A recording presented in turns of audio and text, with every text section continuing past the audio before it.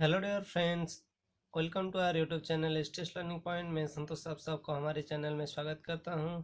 आज का टॉपिक है क्लास 10 का मैथमेटिक्स एक्सरसाइज 1.1 का क्वेश्चन नंबर 2 और 3 डिस्कशन करेंगे। तो इस चैप्टर में इस टॉपिक में हम डिस्कशन करेंगे चैप्टर एक्सरसाइज 1.1 का मैथमेटिक्स का क्वेश्चन नंबर 2 एंड 3। तो क्वेश्चन नंबर 2 क्या है ना, so that any positive in odd integer is of the form 6q+1 और 6q+3 और 6q+5 where q is some integer. ये है क्वेश्चन 2 और उसका बाद है क्वेश्चन नंबर 3। तो ये चलो क्वेश्चन नंबर 2 को हम सॉल्व करते हैं। तो किस तरह से सॉल्व करते हैं तो इसको देखेंगे। तो सॉल्यूशन को लिखना है, तो सॉल्यूशन लिखते हैं। सॉल्यूशन क्या है, अगर क्वेश्चन नंबर 2 में दिया है सो that any positive odd integer, तो जो एनी पॉजिटिव ऑड इंटीजर जो दिया है उस नंबर का नंबर नहीं दिया है, इसीलिए हम उसको लेट क्या ले लेंगे ना, let a B any positive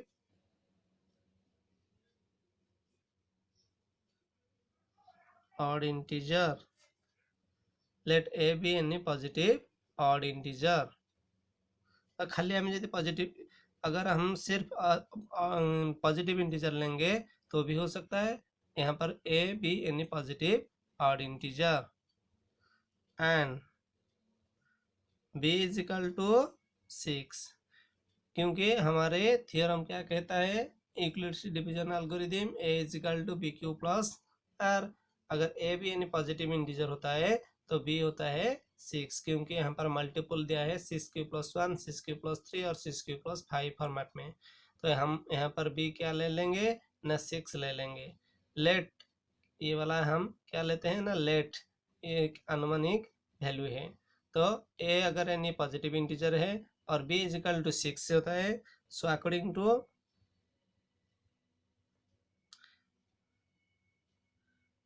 Euclid's division algorithm a is equal to 6q+r, a is equal to 6q+r where r is greater than or equal to 0 less than b। b यहाँ पर क्या होता है ना 6, तो यहाँ पर b का वैल्यू हो गया 6। यार r का वैल्यू होता है 0 से ज़्यादा और 6 से कम। तो दैट मीन्स हम r क्या क्या ले सकते हैं, that means r is equal to 0 1 2 3 4 और 5। पॉसिबल रिमाइंडर r क्या हो सकता है ना, 0 से ज़्यादा 6 से कम और 0 से हो सकता है r का वैल्यू 0 हो सकता है, 1 हो सकता है, 2 हो सकता है, 3 हो सकता है, 4 हो सकता है और 5 भी हो सकता है, और उससे ज़्यादा नहीं हो सकेगा। तो ये वाला है किसका वैल्यू, नहीं आर का वैल्यू। अगर आर का वैल्यू ऐसा होता है तो हम केस लेके उसको समझ सकते हैं। तो case 1, when r is equal to 0 लेते हैं। ये वाला जहाँ पे भी केस, जितना भी केस आता है उस सभी केस को लेकर हम उसको प्रूव करेंगे। लेकिन जब कोई केस, कौन सा केस में ये प्रूफ होता है और कौन सी केस में ये प्रूफ नहीं होता है, ये भी दिखना पड़ेगा। तो जब r इज इक्वल टू 0 होता है तो यूक्लिड्स डिवीजन एल्गोरिथम ये वाला क्या होता है, ये वाला हम उसको देखेंगे। जब a is equal to 0, r is equal to 0, then Euclid's division algorithm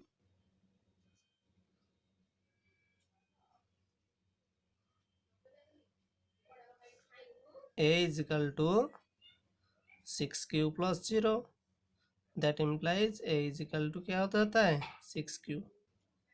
6q is a positive odd integer नहीं होता है, इवन इंटीजर होता है। लेकिन हमारा फॉर्मेट क्या था, अगर एक भी यानी पॉजिटिव ऑड इंटीजर होगा तो उसका फॉर्मेट होगा 6q+1 6q+3 और 6q+5। लेकिन ए बी यानी ऑड पॉजिटिव इंटीजर होता है तो यहाँ पर हो गया फॉर्मेट 6q। अगर q का वैल्यू एनी पॉजिटिव इंटीजर होता है, एनी नंबर लेते हैं तो 6 मल्टीप्लाई करने पर ये वाला एक इवन नंबर हो जाएगा। सो ये वाला फॉर्मेट आपका सेटिस्फाई नहीं होगा। सो यहाँ पर लिख देते हैं इट इज एन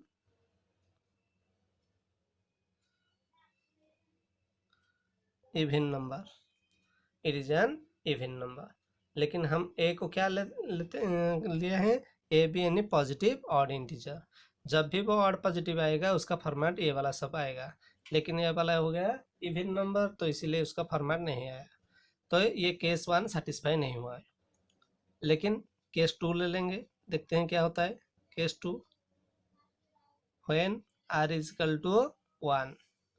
केस 2 में हम क्या लेते हैं ना, r is equal to 1। So Euclid's division algorithm क्या होता है ना, a is equal to 6q plus 1। 6q plus r की जगह में हम 1 ले लेंगे क्योंकि r का वैल्यू 1 है। तो यहाँ पर 6q plus 1 it is an odd number.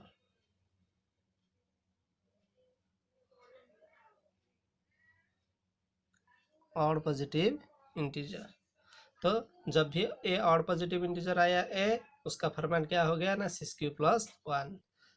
देखते हैं ये वाला केस 2 में ये वाला ऑड पॉजिटिव आया। उसके बाद चलते हैं case number 3।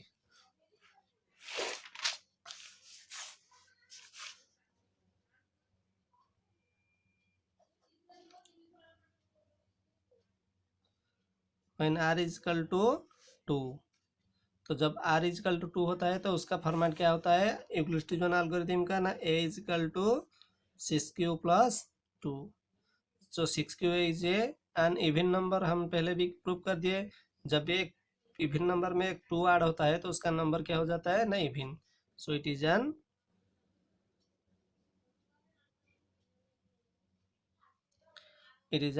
Even number. So ये पहला हमारे फॉर्मेट में नहीं आएगा। तो केस 4 लेते हैं।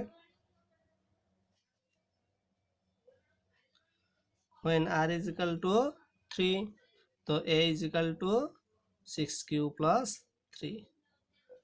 तो 6q प्लस 3 हो गया, तो ये वाला हो गया it is an odd positive, so it is an odd number. That means यहाँ पर सेटिस्फाई हो गया। केस क्या है ना, अगर r का वैल्यू 3 होता है तो a का वैल्यू हो गया 6q plus 3 which is an odd number. तो case 5, when r is equal to 4 then a is equal to 6q plus 4। 6q plus 4 क्या होता है ना, इट इज एन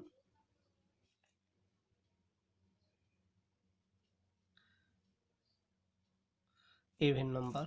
ए क्या होता है ना, इवन नंबर, क्योंकि यहाँ पर अगर 2 हम कॉमन ले लेते हैं तो 2 is equal to 3q plus 2 हो जाएगा। तो 2 किसी भी नंबर में मल्टीप्लाई करने पर ये वाला नंबर क्या हो जाएगा, एक इवन नंबर हो जाएगा। तो ये वाला है इवन नंबर। और इसका लास्ट केस है case number 6, when r is equal to 5। तो उसका फॉर्मेट क्या होता है ना, a is equal to 6q plus 5 which is an it is an odd number. तो ये जितना भी केस आया था 6 केस को हमने सॉल्व कर दिया। तो सॉल्व करने पर उसका सॉल्यूशन क्या आता है ना, हेंस जब भी मैंने r का नंबर एक ऑड नंबर लिया है तब भी हमारा केस जो था 6q प्लस 1, 6q प्लस 3 और 6q प्लस 5 वो सेटिस्फाई हुआ है। तो उसका मतलब according to the question, hence हमारा क्वेश्चन था any positive odd integer is of the form 6q plus 1, 6q plus 3 और 6q plus 5 where q is some integer. तो उसका सॉल्यूशन क्या लिखना है, यही क्वेश्चन पे जो लिखा है वही भी लिख देना है। सो दैट, तो यहाँ पर हमने हेंस पे क्या लिखेंगे, सो that any positive odd integer is of the form, hence it is prove that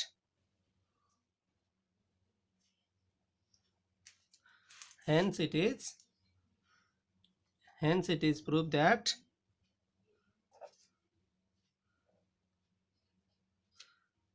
any positive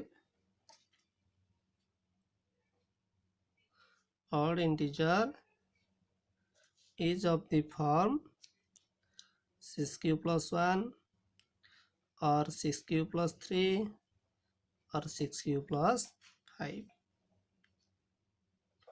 proved। तो ये लिख देना है उसके नीचे। हमारा क्वेश्चन जो था हमारा प्रूफ, वो प्रूव हो गया, क्योंकि क्वेश्चन नंबर जितना भी था केस, उस सभी केस को हमने सॉल्व कर दिया। उसके बाद उसका सॉल्यूशन हेंस में लिख दिया, जो क्वेश्चन था उसी का हेंस। तो ये हो गया क्वेश्चन नंबर 2 का सॉल्यूशन।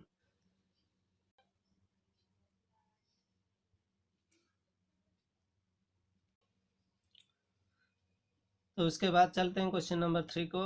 और क्वेश्चन नंबर 3 है, an army contingent 616 member is to march behind an army band of 32 members in a parade. The two groups are to march in the same number of columns. What is the maximum number of columns in which they can march? तो इससे पहले ये question अगर आप पढ़ देते हैं तो उस क्वेश्चन से आप क्या समझ पाते हैं। An army containment of 616 members. Total member उस कंटेनमेंट में कितने हैं? 616 is to march behind an army band of 32 members in a parade. एक बैंड में आप सिर्फ 32 मेंबर को ही भेज सकते हैं। टोटल मेंबर हैं 616, लेकिन आप एक ग्रुप और एक पैरेड में एक ही ग्रुप में आप कितने मेंबर को ही छोड़ सकते हैं ना? 32 मेंबर्स को छोड़ सकते हैं। The two groups are to march in the same number of column. जब भी जितने भी ग्रुप जाएंगे उसी नंबर में 32 मेंबर ही जाएंगे। What is the maximum number of columns in which they can match. इसी तरह से आप कितने नंबर ऑफ कॉलम कर सकते हैं। लेकिन यहाँ पर जब भी देखेंगे कि मैक्सिमम नंबर, यहाँ पर एक क्लू वर्ड है मैक्सिमम, मैक्सिमम, हाईएस्ट, लार्जेस्ट, जब भी ये नंबर देगा आप सिर्फ उस नंबर का एचसीएफ निकाल देना है। तो ये वाला है clue word in A question. अगर एक वर्ड क्वेश्चन सॉल्व जो भी आएंगे तो उसी नंबर में आपको क्लू वर्ड फाइंड आउट करना है। उसी क्लू वर्ड है यहाँ पर है मैक्सिमम। मैक्सिमम मतलब है एचसीएफ। तो सॉल्यूशन में क्या करेंगे, जो दो नंबर है उसी दो नंबर का एचसीएफ निकाल देंगे। तो दो नंबर क्या था ना? 616 और 32, ये दोनों था। ये दोनों नंबर का एचसीएफ आपको निकाल देना है। तो इसे यहाँ पर लिख देते हैं, हियर 616 इज ग्रेटर देन 32। तो एल्गोरिथम के हिसाब से आप निकाल सकते हैं या डिवीजन के हिसाब से आप एचसीएफ निकाल सकते हैं। इसका कौन सा मेथड यूज करके नहीं दिया है, लेकिन मैं यहाँ पर कौन सा मेथड यूज करूँगा? डिवीजन भी अप्लाई करूँगा और यूक्लिड डिवीजन एल्गोरिथम भी अप्लाई करूँगा। तो हम 616 को 32 में डिवाइड कर देते हैं, तो क्या आता है देखते हैं। 32 1 जा 32, 32 2 जा 64, नहीं हो पाएगा तो 31 जा 32, 1 से 2 नहीं जाएगा, 11, 11 से 2 जाएगा तो 9, यहाँ पर 5, 5 2 से जाएगा तो 3, 3 यहाँ पर निकलेगा 6।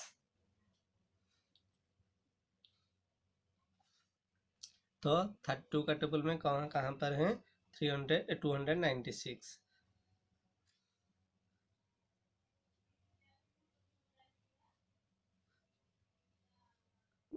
9 ले लेते हैं। 9 3 जा 9 2 जा है 18 प्लस 1, 9 3 जा 27 प्लस 1 28। तो यहाँ पर निकलेगा कौन? 6 8 नहीं जाएगा, 16 से 8 जाएगा तो 8, तो 8 यहाँ पर आया। तो यहाँ पर 32 8 4 जा 32, तो कहाँ आता है? यहाँ पर डिवाइजर हो गया 8, तो 8 हो गया HCF.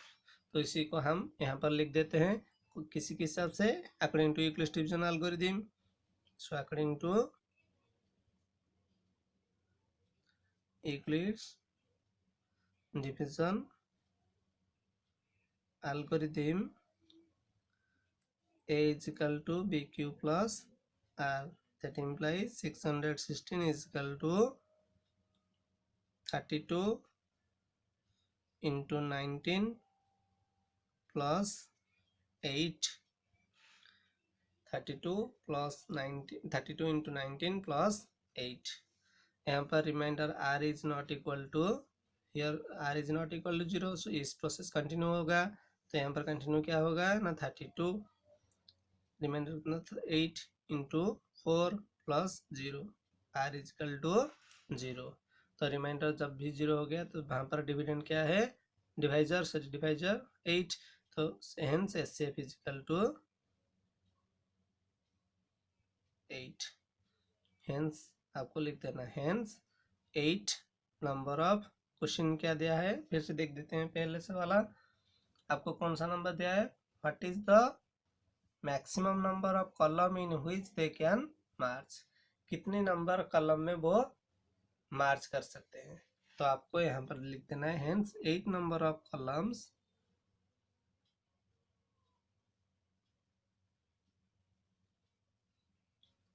8 number of columns, 8 number of maximum number, what is the maximum number na 8 number of columns in which they can march। ये हो गया आंसर। तो क्वेश्चन को सिर्फ देखना है कि क्या है उसमें, क्या आपको फाइंड आउट करना है। तो क्वेश्चन पढ़ देते हैं। तो क्वेश्चन के हिसाब से आपको यहाँ पर एचसीएफ निकालना है। एचसीएफ का तरीका आप कौन सी भी तरीका अप्लाई कर सकते हैं। मैंने यहाँ पर दो तरीका अप्लाई किया है, एक है डिवीजन मेथड और एक है एल्गोरिथम मेथड। तो अगर आप कौन सी भी मेथड यूज करके उसका एचसीएफ निकालना है। एचसीएफ हो गया 8, तो एचसीएफ जब जितने भी आएगा उसका आंसर होगा वही। तो ये था क्वेश्चन नंबर 2 और 3 का सोल्यूशन। अगर आपको ये वाला वीडियो अच्छा लगे तो जरूर बहुत ज़्यादा से ज़्यादा शेयर करें और हमारे चैनल को सब्सक्राइब करें। Thank you.